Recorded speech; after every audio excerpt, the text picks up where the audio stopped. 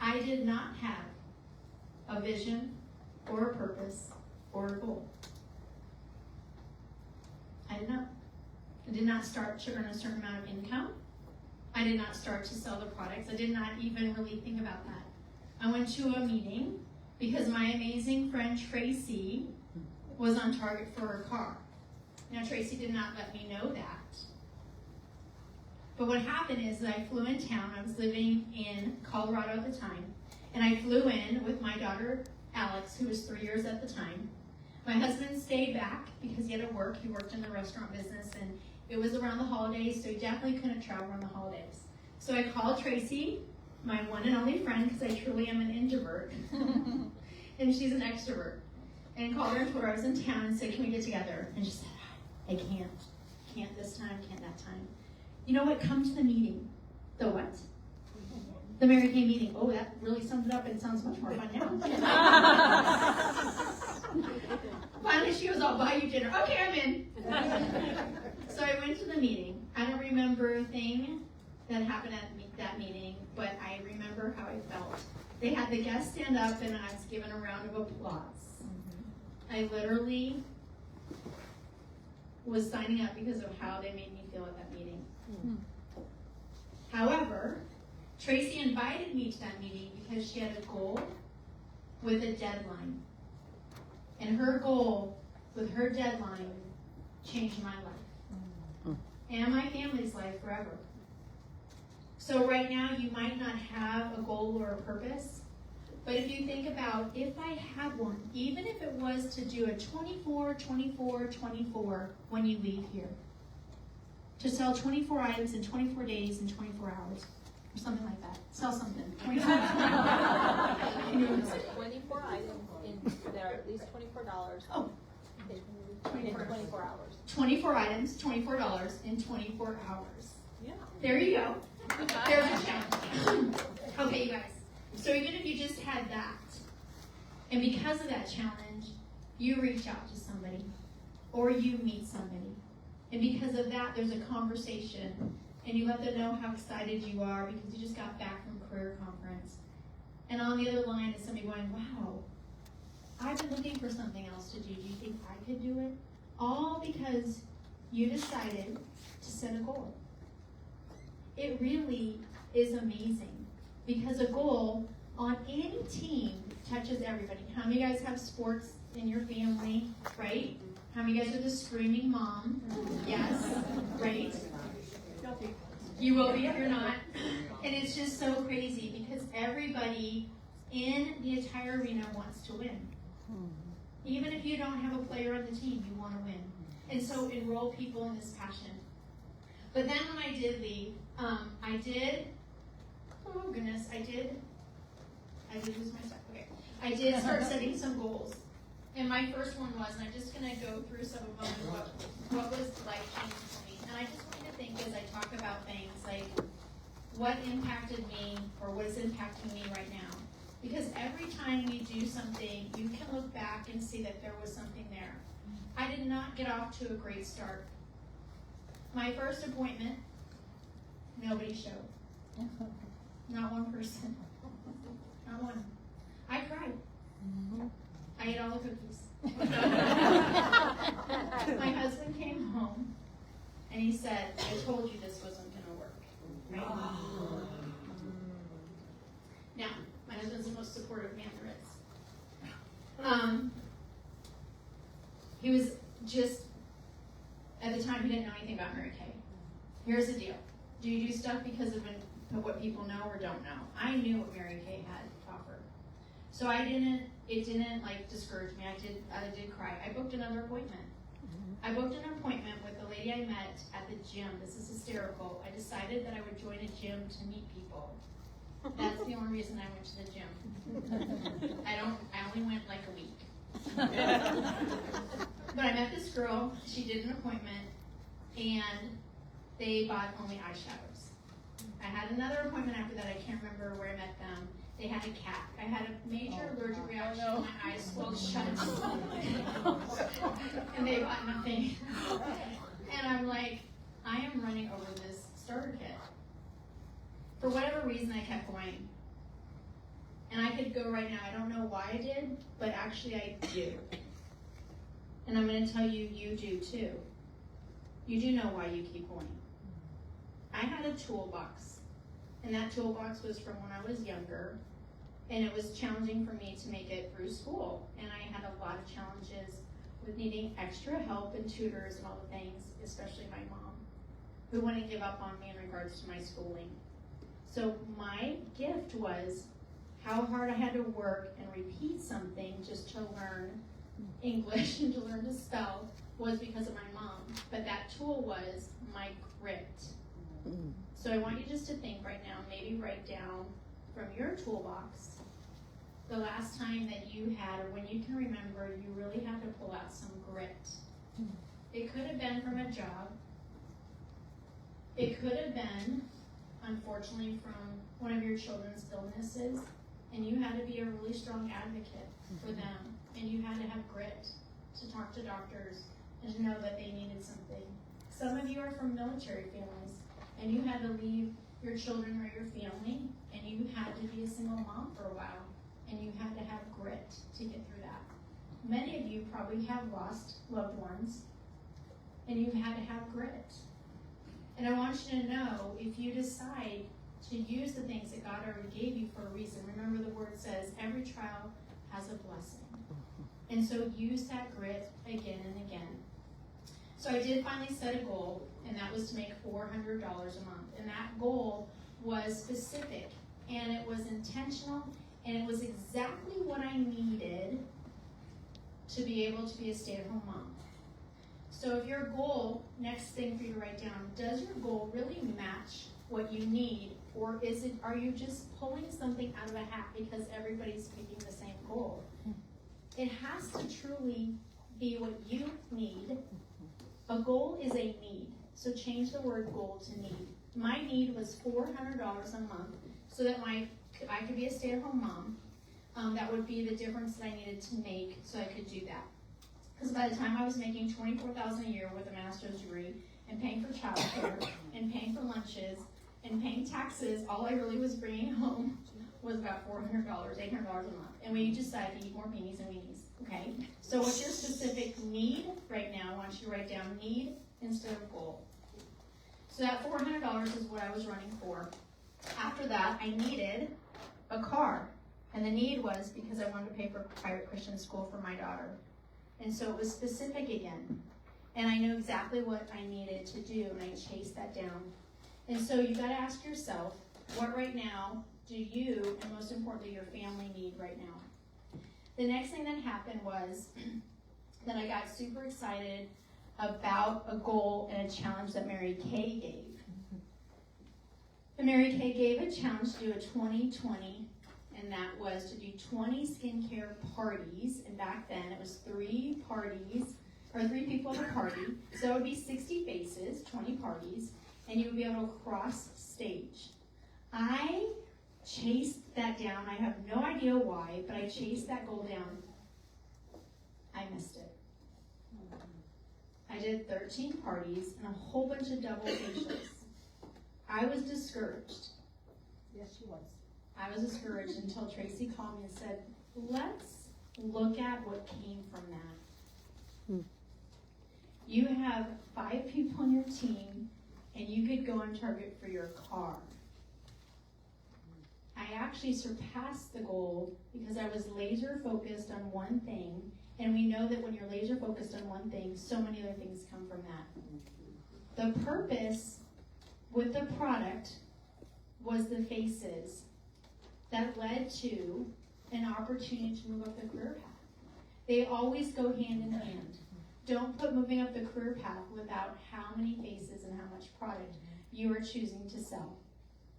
After that, I did earn my first car, I became a sales director, and then I just continued to work through the career path, but I am a step-by-step kind of person. The next big mountaintop move for me, though, was reading someone else's story. So your purpose and your product could change somebody else. So I want you to get good at telling your I story. I read the Applause magazine, and the I story in there was a mom who became a stay-at-home mom, who earned enough income that her husband could become a stay-at-home dad. And I was like, what? I remember distinctly, I was sitting outside in front of the carport. My kids were playing in the street. It was a cul-de-sac, so it was safe. And I read her story and just cried. And I said, I want that. My husband traveled 5 to 6 days a week. My need was to have him around more. We had a great house, really beautiful house. Actually, the best house was 5,000 square feet on a little stream river. I mean, it's amazing. But I was very sad. I was very alone. I was not my family. My husband traveled.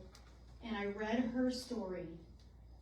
And I knew that if she could do it, then I could too. But what did I do? Look to the right and to the left of you.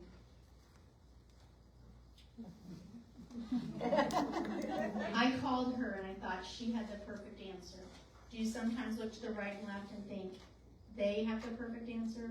If they would just tell me what to do, I could do it. So I called her and I said, I just want to know what you did and I'll do it. And she said, you know what to do. You need to go do it. I said, well, surely you have a tip. Something. There's got to be the magic thing. There's got to be the thing that you did, and I need to know what that is. And she just kept saying, you know what you need to do. Just go do it. You guys, you all know exactly what you need to do. For your individual need, it doesn't need to be mine. I got off that phone. My husband's a brilliant businessman, and I said, okay, what would I need to make for you to be able to not totally quit working, but to be demoted? Because he ran an entire region and he traveled. So he called his boss and said, if I was just going to take 1 or 2 stores here in Delaware, what would I make? And what would be the difference? I knew what the difference was for me to do. Again, I'm really good with numbers. I knew how many parties, faces, and products I need to sell. I knew how many team members to add to increase my commission check, and I had a strategy. I worked diligently, put my nose down, and worked. I didn't even really look up. It was less than a year later. It was less than a year. My husband comes home one day and he goes, Tammy, you did so good. I'm gonna quit. I'm like, oh what? I didn't really mean to do that good. I apologize. It's just such a blur right now because I was just in shock. I immediately called my mom and dad. I immediately called Tracy. Literally called her and said, Tracy, I'm moving home. The only reason we lived in Delaware, I'm from Tucson, is because of my husband's career. If he was able to quit, we could move home. Now, just to let you know, he was a chief operating officer of a company. He had a company car. He had a company computer. He had our insurance. It was a very big step. How many of you guys know that you actually have to leave first base to get to second? You're gonna have to go run in the in-between. You're gonna have to run and not look back. We stay where we are because of fear, right? But here we go. My need and my passion and my purpose was so strong because I just wanted to be home. I just wanted to be back here. So I called Trace and said, I'm coming home. And she goes, the house next door is for sale. And this is our little thing we say. I say, get out. And she says, oh, you forgot? Wait, I'm in. Yeah, I'm in. Get out. I'm in. Okay, that's what we said. Get out. She said, no, I'm in. I said, get out. No, I'm in. That's what we said. I don't know why we didn't talk. I think. I said, since we were little. And so I bought the house next door to her, sight unseen. Who cares? Your best friend lives next door. Who cares if the house looks like it's a very nice house? Very nice house. And then we moved here. House unseen. We go to sign our paperwork to buy a house. If you guys ever bought a house and they have like a stacker or some guys in, okay. So we go to buy the house and we're so excited. And my husband pulls over the paperwork and starts to sign. And the lady, the title company lady goes, sir, excuse me, sir, you're the borrower? And she said, you're the co-borrower. She's the borrower. She has to sign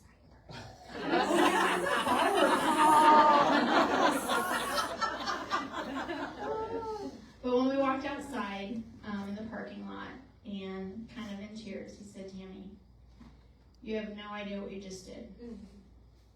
You literally lifted the biggest burden that any husband carries. And that is wondering if something happened to me. He said, our biggest fear is, would you be able to take care of the kids and keep the house? It's our biggest fear. Ask any guy. And you were able to buy the house. And you just lifted the biggest burden off my shoulders. You guys, we have so much opportunities. Right? So I did move back here. Trace and I lived next door. We had a blast. Our kids went to the same Christian school along with Carmen Felix. Those of you know Carmen Felix. It was 3 Cadillacs at a Christian school that has 200 kids in it. People would go, do you have to have a Cadillac to come here? I'm like, yes. You know, you're going to need a Cadillac. We should start working on it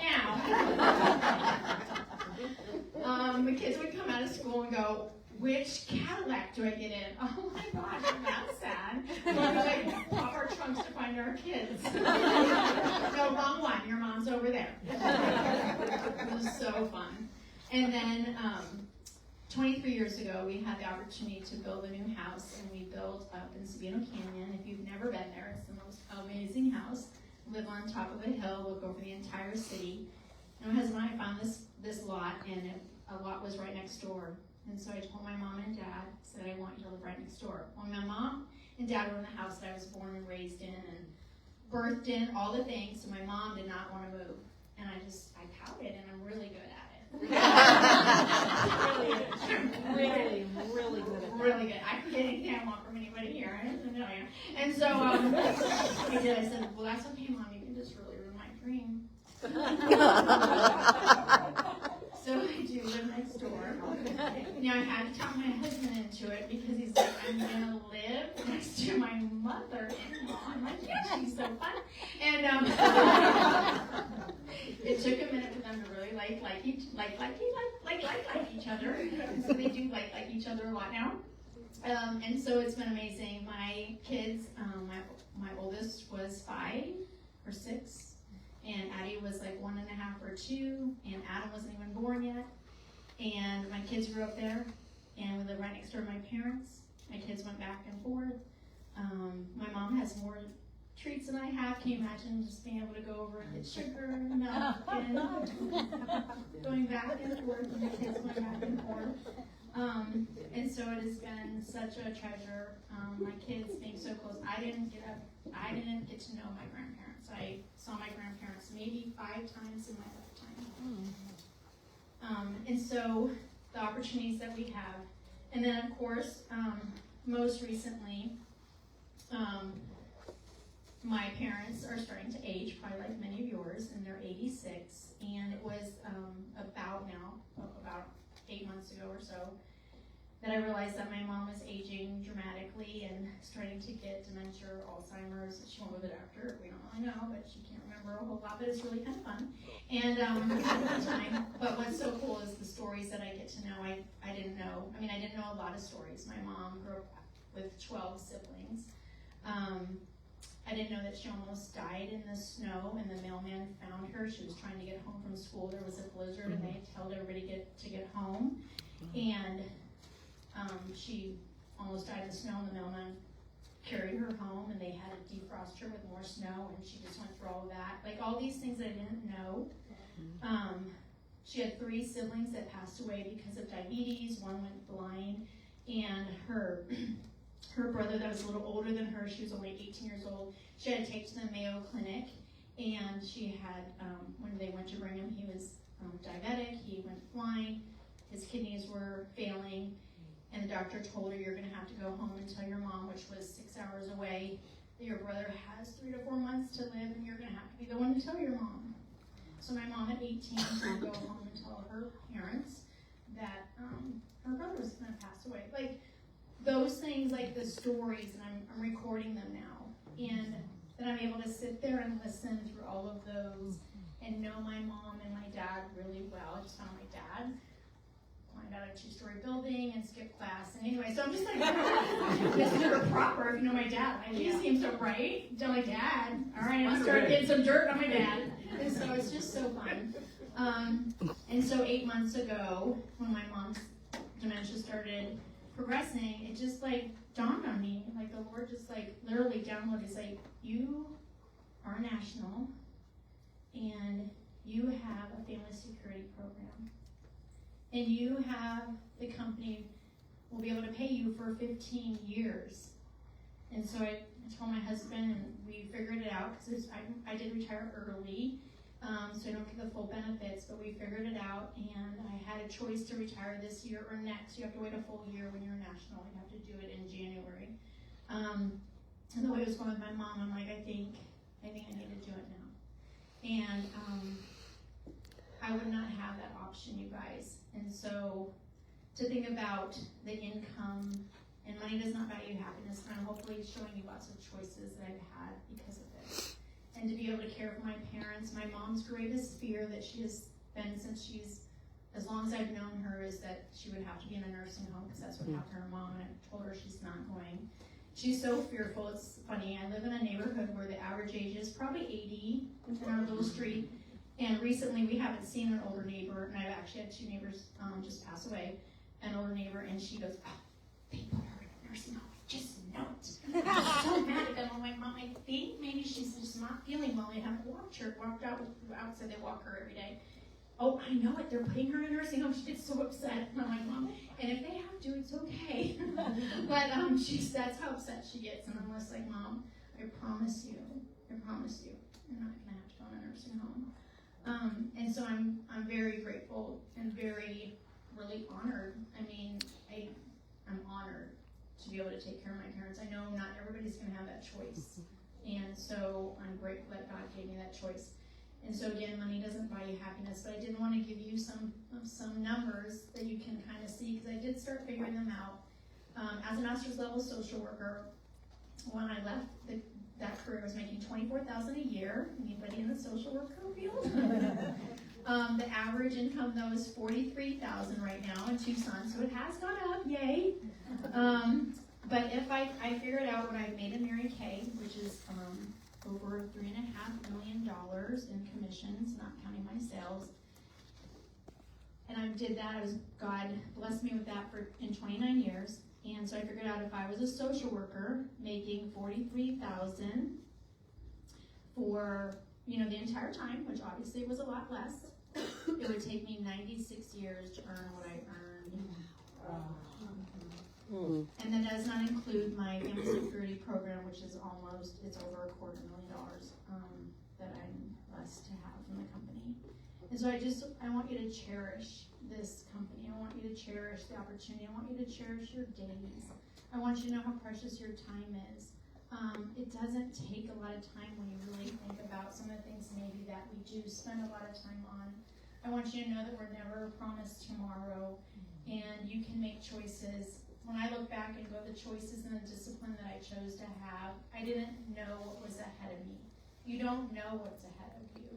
And I also trust and believe no matter what, God is going to protect and care for us regardless. He is sovereign. He is sovereign. We are not. And so, last thing, since He is sovereign and you're not, and I don't know where you are right now, and I know we're all coming from different places, I want you to put your legs out and just sit them straight. And go ahead and put your right hand on your right knee. And kind of squeeze it. And I just want you to use that to remind yourself of the Lord saying to you, I've got you. I've got this. I know what you're going through, and I also know your future. And therefore I have it in the palm of my hands, and I am sovereign. And so sometimes I just have to do that to myself, and I remind Him that He's just got me. and He is sovereign. We might make the wrong decision sometimes. It's okay. He'll get you back on track. And so thank you for being here. I know some of you sacrificed a lot to be here. I know some of the things that some of you are going through, and